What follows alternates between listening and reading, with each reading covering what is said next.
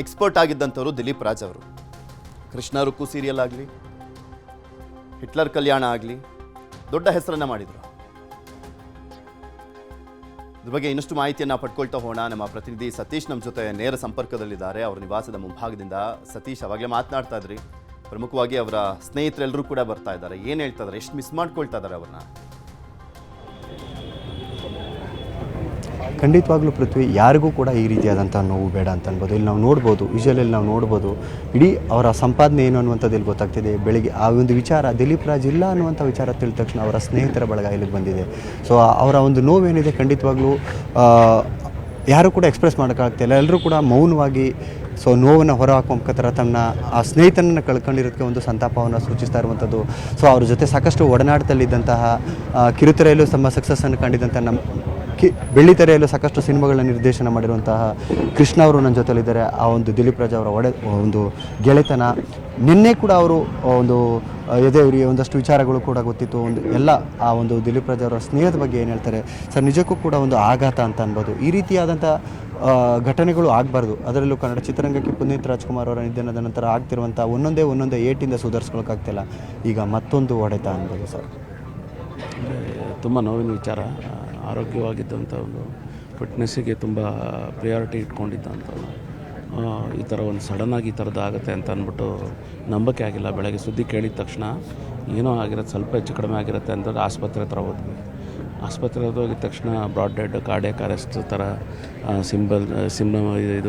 Symptoms ಅಂತ ಹೇಳಿದಾಗ ನಂಬಿಕೆ ಆಗಿಲ್ಲ. ಅಂದರೆ ಏನಾಗ್ತಾಯಿದೆ, ಅವನು ನೆನ್ನೆ ನೋವು ಶುರುವಾಗಿದೆ, ಅವನು ಎಸಿಡಿಟಿ ಅಂತ ಇಗ್ನೋರ್ ಮಾಡಿದ್ದಾನೆ ಅಂತ ನಾನು ಅಂದ್ಕೊಂಡಿದ್ದೀನಿ. ಬಿಕಾಸ್ ಈಗ ಯಾರು ಫ್ಯಾಮ್ಲಿನವ್ರು ಮಾತಾಡೋ ಪರಿಸ್ಥಿತಿಲಿಲ್ಲ, ನಮಗೂ ಕೇಳ್ಕೊಳಕ್ಕಂತ.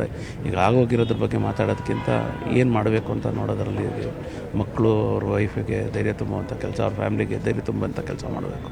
ಎಷ್ಟು ಜನ ಮಕ್ಕಳು, ಅವ್ರ ವೈಫ್ ಅವರು ಕೂಡ ಅವ್ರ ಜೊತೆಯಲ್ಲಿ ಚಿತ್ರರಂಗ ಒಂದು ಕಿರುತೆರೆಯಲ್ಲಿ ಅವರು ತುಂಬ ಆ್ಯಕ್ಟಿವ್ ಆಗಿದ್ದರು. ಅವರು ಏನಾದ್ರು ಸಪೋರ್ಟ್ ಮಾಡಿ ಪ್ರೊಡಕ್ಷನ್ ವಿಚಾರದಲ್ಲಿ ಏನಾದರೂ ಸಪೋರ್ಟ್ ಮಾಡ್ತಿದ್ರೆ ಏನು ಸರ್?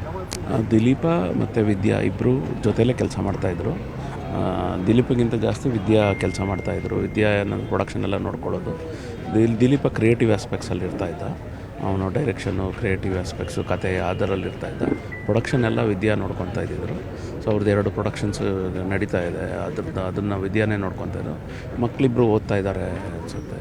ಮಕ್ಕಳ ಬಗ್ಗೆ ಹೆಚ್ಚಿಗೆ ಡೀಟೇಲ್ಸ್ ಇಲ್ಲ, ನನಗೆ ಗೊತ್ತಿಲ್ಲ. ಬಟ್ 2 ಹೆಣ್ಮಕ್ಳಿದ್ದಾರೆ. ಬಿಗ್ ಗ್ಲಾಸ್ ಅಲ್ವಾ ಸರ್ ಈ ರೀತಿಯಾದಂಥ ಘಟನೆಗಳಾದಾಗ? ಸಾಕಷ್ಟು ಕನಸು, ಒಂದು ಕಡೆ ಸಿನಿಮಾದಲ್ಲಿ ಕನಸು ಕಂಡಿದ್ರು, ಒಂದು ಕಡೆ ಕಿರುತೆರೆ, ಎಲ್ಲೋ ಒಂದು ಕಡೆ ಕೆಲಸ ಮಾಡಬೇಕು, ಬಣ್ಣದ ಬದುಕನ್ನ ಮೀಸಲಿಟ್ಟಿದ್ರು ಅಂತ ಹೇಳ್ಬೋದು ಸರ್ ದಿಲೀಪ್ ರಾಜ್ ಅವ್ರನ್ನೂ. ತುಂಬ ಒಳ್ಳೆ ನಟ. ಅಂದರೆ ಅವನ ಒಡನಾಟ ತುಂಬ ದೂರದರ್ಶನ್ ಸೀರಿಯಲ್ಸ್ ಕಾಲದಿಂದನೂ ನಾವಿಬ್ಬರು ಫ್ರೆಂಡ್ಸ್ ಆಗಿರೋದ್ರಿಂದ ನಾನು ಯಾವಾಗಲೂ ಅವನಿಗೆ ಅದೇ ಹೇಳ್ತಾಯಿದ್ದೆ, ನಿನ್ನ ಪ್ರತಿಭೆಗೆ ಸಿನಿಮಾ ಮಾಡ್ಬೇಕು ನೀನು ಅಂತ ಅಂದ್ಬಿಟ್ಟು. ಆ ಟೈಮ್ನಲ್ಲಿ ಅವನು ಟೆಲಿವಿಷನ್ನ ಚೂಸ್ ಮಾಡ್ಕೊಂಡ. ಪ್ರತಿ ಸಲ ಸಿಕ್ಕಿದಾಗೂ ಅದೇ ಹೇಳ್ತಾಯಿದ್ದ, ಸಿನಿಮಾನಲ್ಲಿ ಏನೋ ಸಾಧನೆ ಮಾಡಬೇಕು ಅಂತ ಇದ್ದ. ತುಂಬ ಅವನು ಪ್ರತಿಭೆ ಇತ್ತು. ಬಟ್ ಅವನಿಗೂ ಹೋಪ್ ಇತ್ತು, ಏನೋ ದೊಡ್ಡದಾಗಿ ಆಗ್ತೀನಿ ನಾನು, ಟೆಲಿವಿಷನಲ್ಲಿ ಲೇಟ್ ಆದ್ರೂ ಏನೋ ಚೆನ್ನಾಗಿ ಆಗ್ತೀನಿ ಫಿಲಮ್ಸಲ್ಲಿ ಅಂತ ಅನ್ನೋ ಒಂದು ನಂಬಿಕೆ ಇತ್ತು. Thank you sir. So Prithvi, ಈಗ ನನ್ನ ಜೊತೆಯಲ್ಲೂ ಕೂಡ ಅವರ ಇನ್ನೊಬ್ಬರು ಆತ್ಮೀಯರಾದಂಥ ನವೀನ್ ಕೃಷ್ಣ ಅವರು ಕೂಡ ಇದ್ದಾರೆ. ಸ್ನೇಹಿತನ ಕಳ್ಕೊಂಡು ಅವರು ಕೂಡ ಭಾವುಕರಾಗಿ ನಿಂತಿದ್ದಾರೆ.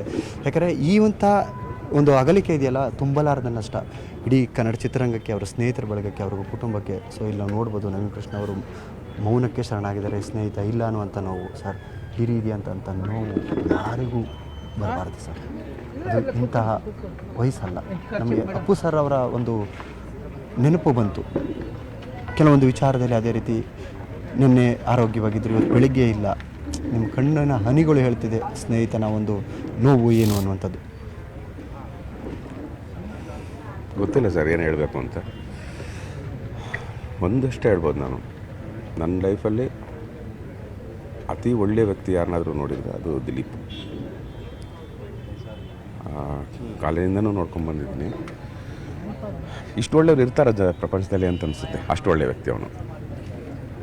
ನಾವು ಎಷ್ಟು ಸರಿ ಹೇಳಿದ್ದೀನಿ, ಇಷ್ಟು ಒಳ್ಳೆಯವನಾಗಿರಬಾರ್ದು ಗುರು ನೀನು ಅಂತ. ಅಂದರೆ ಅಷ್ಟು ಒಳ್ಳೆಯವನು.